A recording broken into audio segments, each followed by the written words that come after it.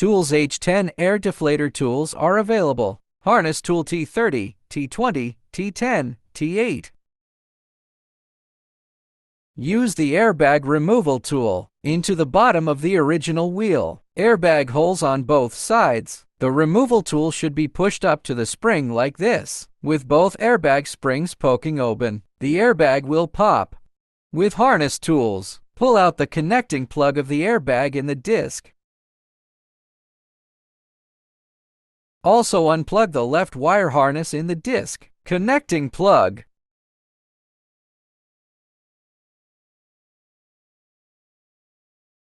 Use the H10 tool, force counterclockwise.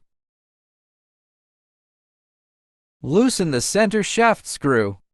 Remove the center screw. The original wheel was disassembled.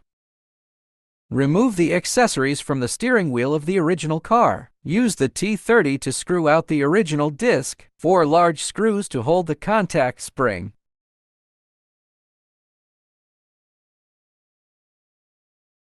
Use T20 to unscrew the ground cable.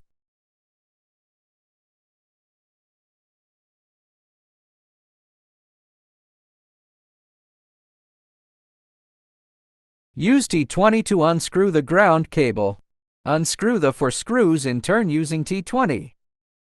Remove the lower U-shaped bottom cover. Remove the bottom and use T8 to unscrew the 3 screws inside the U-shaped bottom cover. After the screw is unscrewed, the front right form cover is removed at the same time. Pull out the connector of the horn cable in the disc. You can remove the contact spring from the disc. Use T8 to unscrew the left and right screws inside the disc. You can put the number of key lines, and then take it out of the bottom casing slot. Secure the front of the original wheel. Hold the bottom shell. The bottom shell can be lowered by pressing down with the hand. Put the reverse side of the original wheel in place. Use the T10 tool, lock key, unscrew the bottom 3 screws. Put the heating wire and heating plug. Remove from the online card slot. Button chassis on the right. It's the same way, with both button bottoms off. Remove the heat on both sides of the plate. Connector with harness. The keys are gone. Accessories for the entire original wheel. It's all taken down too. The original car parts are assembled on the yoke plate. The leather on both sides of the button should be smooth. Align the button with the position adjustment card on the dial. The yoke disc is upside down. Hold the button down with your hand. Prevent the keys from falling. Install the button chassis on the skeleton. 3 screws in place. Screw on the key frame with T10. Screw in halfway first. The other half of the button chassis. Same goes for the installation. Refrontal inspection. Make sure there is no gap at the edge of the key. Push the buttons on both sides again. Tighten the bottom 6 screws.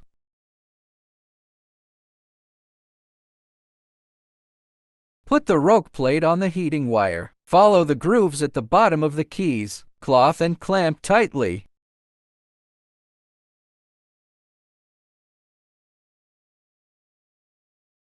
The heating plug on the tray is also stuck. On the inner card slot of the key frame.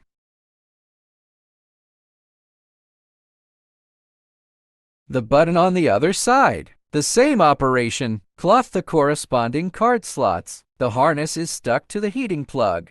The left and right buttons are equally good. The keys are completely installed. It's on the yoke plate. The 2 columns on the left and right of the bottom shell should be aligned. The 2 holes in the skeleton are in place. Clamp the bottom shell tightly. bottom shell with 4 screws on the skeleton. The holes are aligned. You can tighten 4 screws with the T20. The screws on the bottom shell must be tightened in place. The screw must be screwed to the end. The bottom case will fit the skeleton. Use T8 to tighten the left and right screws inside the disc. The wiring harness is put into the bottom shell slot and fastened. The whole wire harness should be stuck, can't stand out. Put the U-cap on. The top post is covered on the back. Tighten 3 screws with T8 to secure.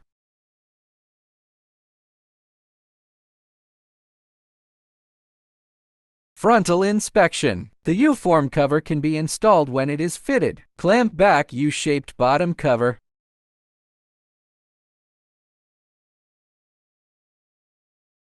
Place the contact spring in the position corresponding to the disc. 4 set screws into the contact spring. Tighten with T30. 4 screws is longer. Need to press the contact spring to check. The big rebound is not screwed to the end. It needs to be tightened down. Press 4 white spots on the contact spring to check. The downward force should be the same. The rebound interval is 1-2 mm. It's just screwed in place. Screw the ground wire with T20.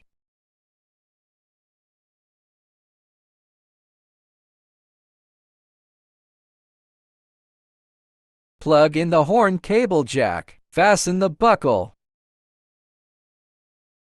All the accessories on the yoke plate are transferred and installed.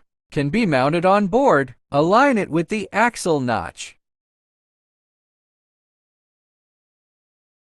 Go clockwise with H10. Tighten the center shaft screws.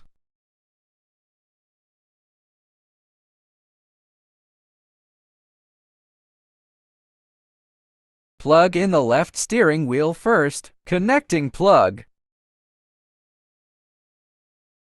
Test key function.